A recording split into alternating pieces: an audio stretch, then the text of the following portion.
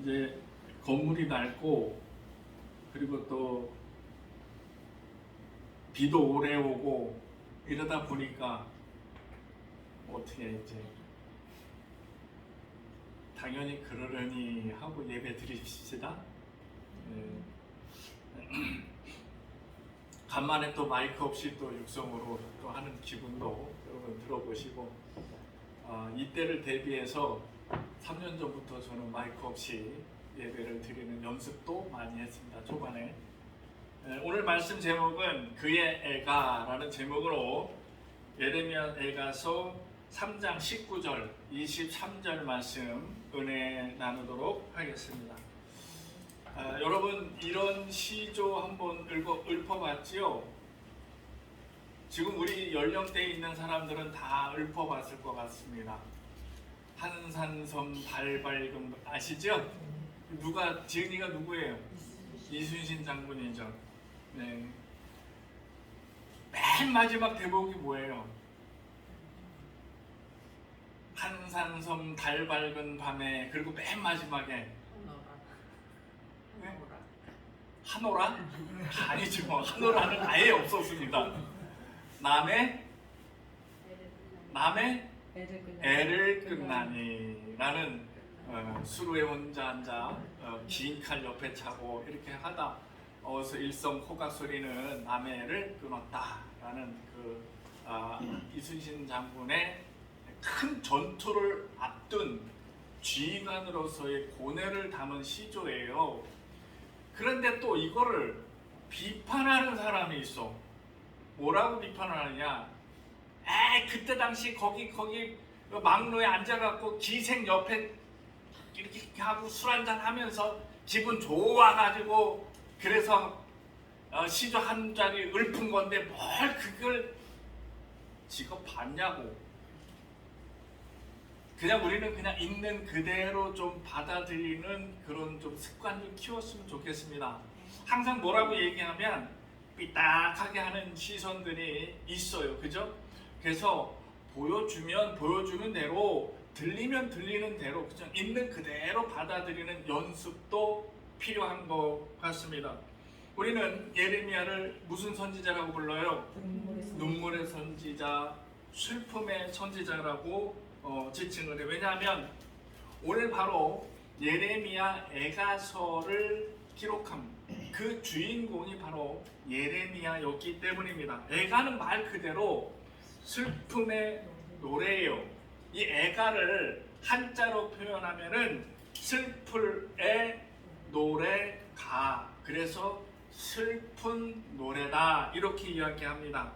우리가 흔히 이렇게 막 조급하고 안타깝고 이렇게 얘기할 때 뭐라 그래요? 장윤정의 노래, 장윤정의 노래 제목 어머나 말고, 여러분들 그 TV조선에서 하는 뭐야 뽕짝 그거 안 보셨구나.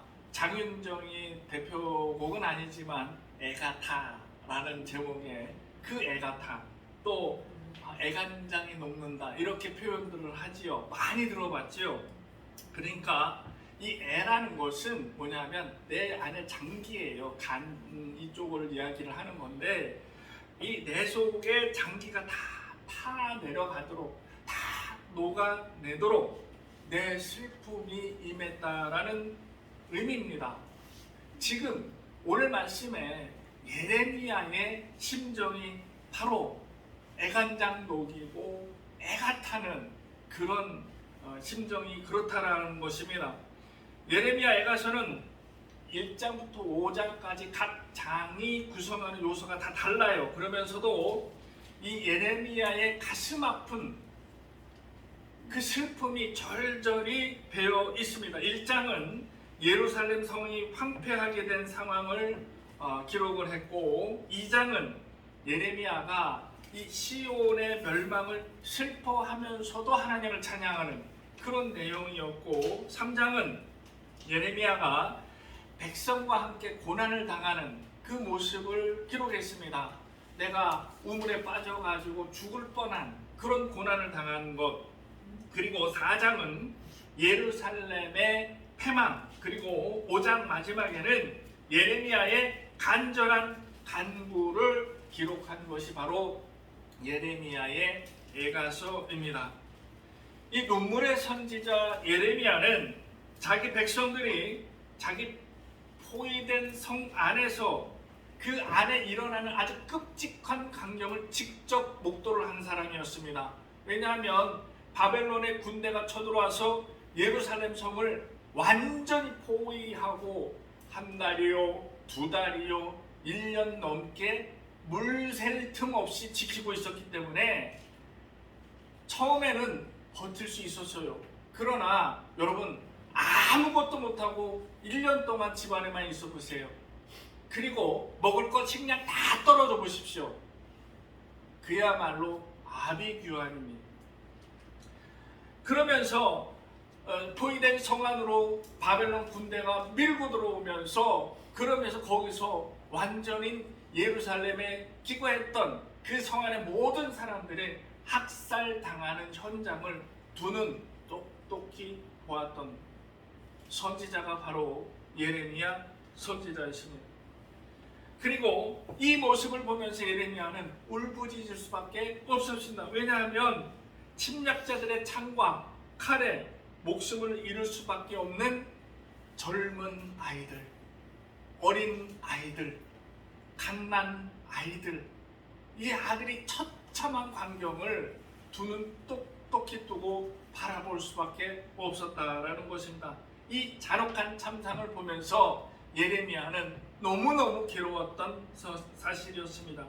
3장 48절 49절에 보면 내 백성들이 그렇게 처참히 잔혹하게 살해를 당하고 학살을 당하는 모습을 보면서 예레미야의 눈에서는 눈물이 그치지 않는다라고 기록을 해놨습니다.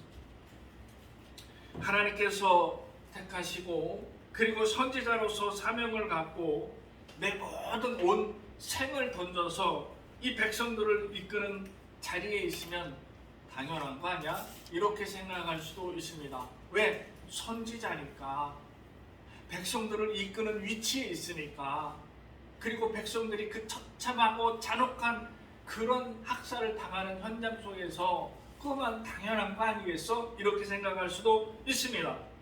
우리가 이 예레미야서를 읽으면서도 아무런 감흥을 느끼지 못하는 이유도 바로 여기에 있습니다. 왜냐? 선지자니까, 지도자니까, 백성을 이끌어야 되니까 그 당연한 거 아니겠어? 라는 마음 때문에, 그런 선입견 때문에 내가 이 예레미야서를 읽으면서도 그런 절절한 슬픔을 같이 공감할 수 없다는 것입니다.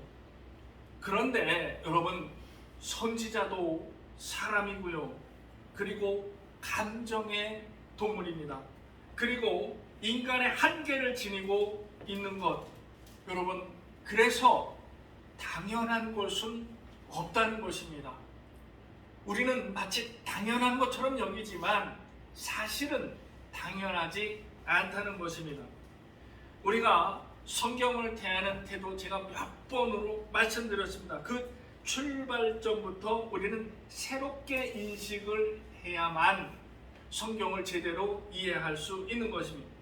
우리가 성경을 보면서 성경이니까 또는 하나님의 말씀이니까 라는 인식에서 출발을 한다면 나와 성경이 동떨어질 수밖에 없다는 것입니다. 성경을 읽을 때 가장 필요한 두 가지 요소가 있다고 말씀을 드렸지요. 김현미 권사한테 물어보겠습니다. 두 가지 요소가 뭐라 그랬어요? 저자의 심정으로 그때 그 상황 속으로 들어가 봅시다.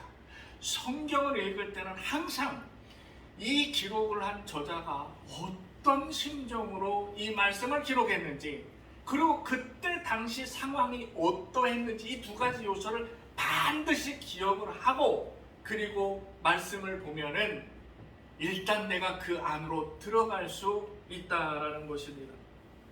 지금 우리가 예레미야 애가서를 보면서 필요한 것이 바로 예레미야의 심정입니다. 이 사람이 어떤 감정을 느꼈을까? 지금 이 사람이 어떤 상황 속에 있었을까?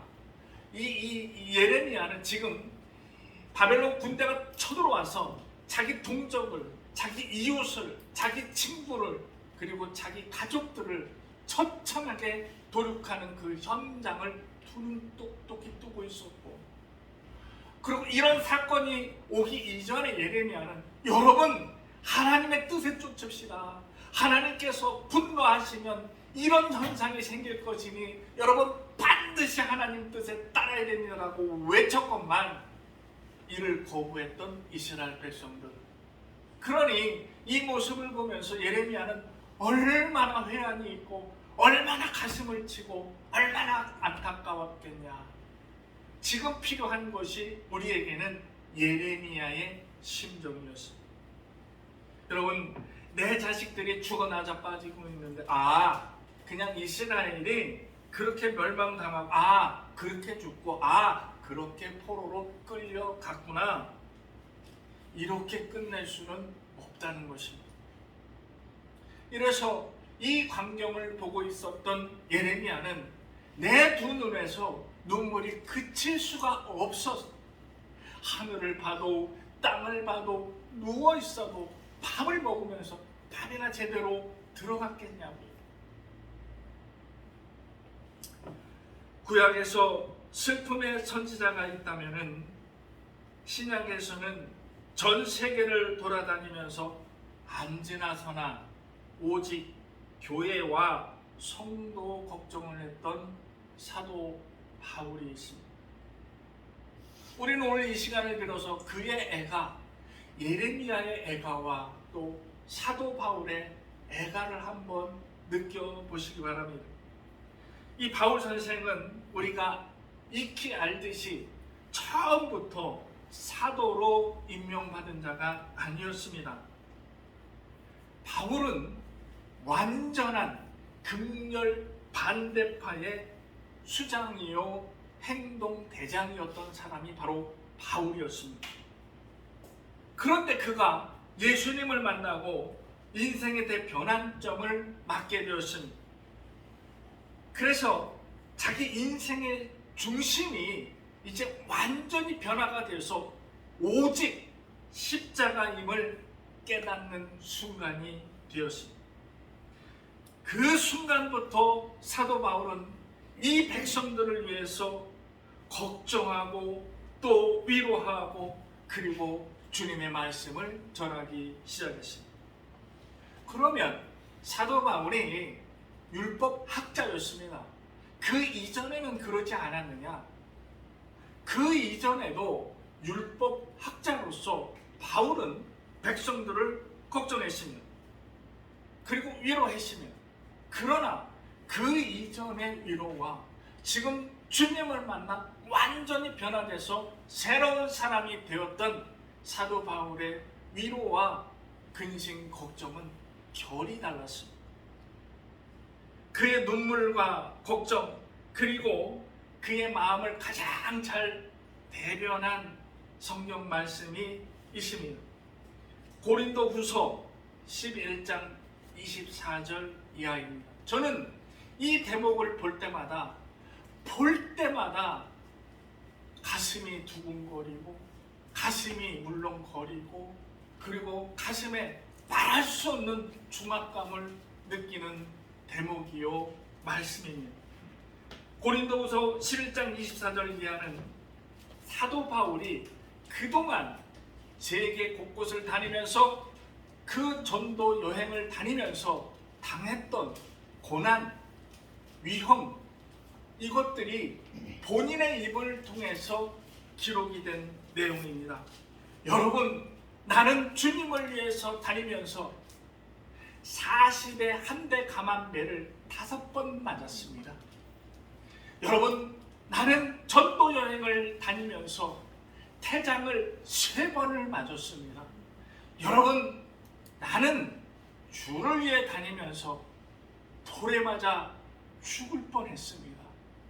여러분, 나는 세계 방방곡곡을 다니면서 난파를 3번을 당했습니다. 여러분, 나는 깊은 바다에서 7주야를 헤맸습니다. 그리고 다니면서 강의 위험과 강도의 위험과 동족의 위험과 이방인의 위험과 줄이고 목마르고 춥고 배고프고 헐벗고 이는 덤이었습니다. 저는 이 대목을 읽을 때마다 가슴이 뭉클하고 그리고 답답함을 느끼기 시작합니다. 그런데 그것이 중요한 것이 아니었습니다. 고린도후서 11장 24절은 사도 바울의 직접 자기가 겪은 경험을 이야기를 했지만은 마지막 고린도후서 11장 28절에 나온 이 대목 때문에 나는 심장이 뛰고 가슴이 두근거릴 수밖에 없었습니다.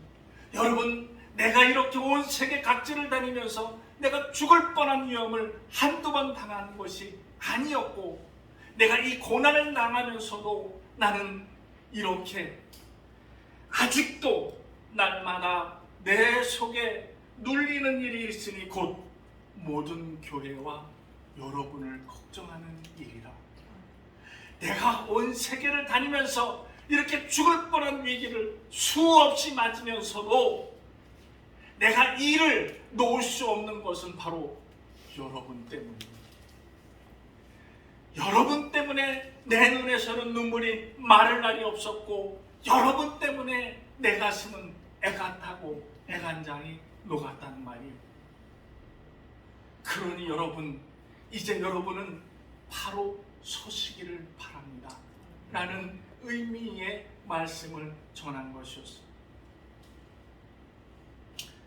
저는 아직도 이 말씀을 보면서 울컥울컥하고 눈물이 글썽이며 그 바울의 심정이 바로 내가 이 바울의 만분의 일의 심정을 가지기만 했어도 나는 우리 교인들을 위해서, 여러분들을 위해서 나 역시도 이렇게 또 그렇게 살아갈 수 있겠구나.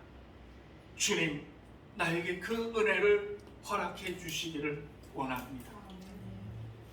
그렇다면 우리의 주님이신 예수님께서는 어떠하셨습니까? 여러분, 예수님께서도 우리를 위해 우셨습니다. 우리를 위해서 눈물을 흘리셨고 우리를 위해서 심하게 통곡하셨습니다. 예수님께서 우리를 우셨음을 기록을 했습니다. 누가복음 19장 41절 이하를 보면 예수님께서 예루살렘의 그 모습을 바라보면서 앞으로 이 예루살렘이 성벽 하나 없이 다 무너져 내릴 것을 보시며 심하게 우셨습니다. 예루살렘아, 예루살렘아, 이 백성들을 어찌해야 할꼬. 요한복음 11장 35절에는 마리아의 오빠 나사라의 죽음으로 마리아가 예수님을 바라보면서 심하게 울자 예수님께서도 이 마리아의 모습에 감동하시며 함께 우시는 모습을 보여주셨습니다. 오빠를 그 잃은 슬픔을 함께 위로하시는 모습을 보여주신 것입니다. 누가복음 22장 44절에 보면 겟세마네 동산에 오르셔서 기도하셨던 예수님의 장면이 기록되어 있습니다. 이때 예수님께서는 땀방울이 핏방울로 변했다라고 기록이 되어 있습니다. 예수님께서 하나님께 이 백성들을 위해서 밤새 기도하실 때에 본인 스스로도 모자르게 모른 그것처럼 땀방울이 변해서 핏방울로 변했다라는 사실입니다. 여러분, 또 이것을 보면서 어찌 그렇게 할 수가 있느냐, 어찌 사람이 땀방울이 핏방울로 변할 수, 너무 과장. 여러분, 있는 그대로 받아들이십시오. 실제 의학적, 과학적으로도 그리 될 수 있다라고 판명이 난 사실입니다. 그런데 우리가 자꾸만 예수님을 과학적으로 증명하고자 하는 것이 문제입니다. 여러분, 뭔가를 자꾸 과학적으로 증명해봐. 여러분, 예수님께서 과학적으로 증명이 되신다면 저는 예수 안 믿습니다. 다 판명이 나고 다 증명이 나는, 답이 정해져 있는 이런 예수를 뭐하러 믿겠습니까? 있는 그대로 받아들이시기를 바라겠습니다. 이 장면을 보면서 히브리서 5장 7절에 히브리서 기자는 이렇게 예수님께서 밤새 통곡하시며 백성들을 위해서 눈물을 흘리셨다라고 기록을 하고 있습니다. 그런데 우리가 이렇게 생각합니다. 예수님이니까 우실만 하니까 우신 것 아니겠습니까? 여러분, 예수님께서 우실만 해서 우신 것이 아니었습니다. 무지한 우리를 위한 무한한 사랑의 표현이자 또는 함께 하시고자 하는 위로의 표현이었습니다. 예수님께서 우리를 향한 마음, 우리를 위한 마음이 어떠한지 표현한 말씀이 있습니다. 바로 오병이어의 기적이었습니다. 여러분, 오병이어의 기적에 집중해서 마술과 같은 사건에만 눈을 돌리지 마십시오. 마태복음 14장 14절에 예수님을 보고자 몰려든 큰 무리를 보시고 예수님께서 이 무리에 대해서 뭐라고 표현하셨냐? 그 무리를 보고 불쌍히 여기셨다라고 기록이 되어 있습니다. 마가복음 6장 34절에는 또한 이 오병이어의 기적을 큰 무리가 달려와 예수님을 보고자 할 때 예수님께서는 그 무리를 바라보시면서 이 목자 없는 양 같다라고 표현을 하셨습니다. 예수님께서는 우리를 바라보는 시선, 우리를 생각하는 기본 심성이 불쌍하고 그리고 목자 없이 이리저리 떠도는 양의 모습으로 보이는 것입니다. 여러분, 양 한 마리가 목자 없이 산으로 들러 다니는 그 모습을 한번 생각해 보십시오. 털은 제대로 정리도 안 돼 있고 새카맣고요, 먹을 것 없고 이리저리 숨겨다니며 혹시나 늑대라도 나타나지 않을까 하면서 이리저리 눈치 보면서 사람에게 뛰면 발에 채이지 않을까, 이 모습 생각해 보셨습니까?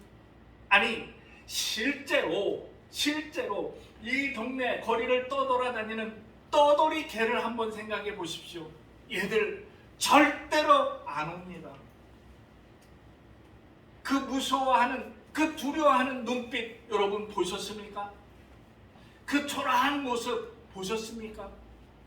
예수님께서 우리를 바라보는 그 시선, 향한 시선, 심정이 바로 이런 것입니다. 목자 없는 양 같아서, 너무 불쌍해서. 이 모습을 바라보시면서 예수님께서는 애통해하시고 우실 수밖에 없다라는 것입니다. 선지자라서 울고요, 사도라서 울고요, 주님이시라 울고, 그리고 그들의 위치가 그랬기 때문에 울 수밖에 없었다는 것이 아니었음을 여러분은 깨달으시기를 바라겠습니다. 여러분, 이분들은 우리를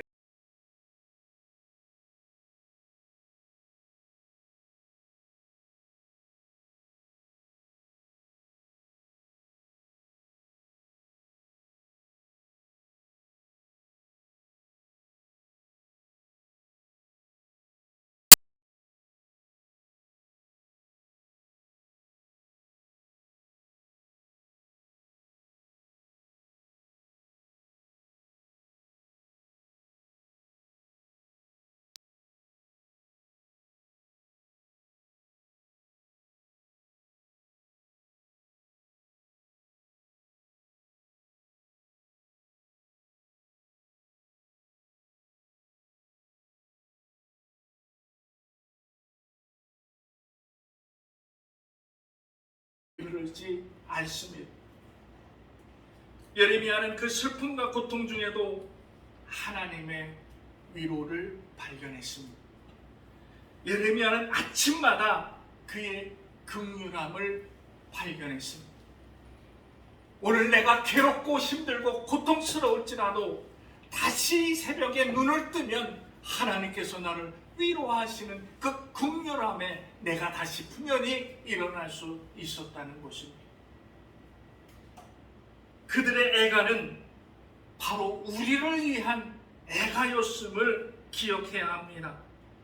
여러분, 그들은 자신들을 위해서 애끓는 심정으로 눈물을 흘린 게 아니었습니다. 여러분, 지금도 이분들께서는 여러분들을 위해서 눈물을 흘리고 계십니다. 지금도 나를 위해서 눈물을 흘리시는 분이 계심을 잊지 마십시오. 여러분, 이 한 주간 우리는 나를 위해서 눈물을 흘리시는 분 때문에 내가 강건하게 살 수 있다, 당당하게 살 수 있음을 여러분 깨달으시길 원합니다.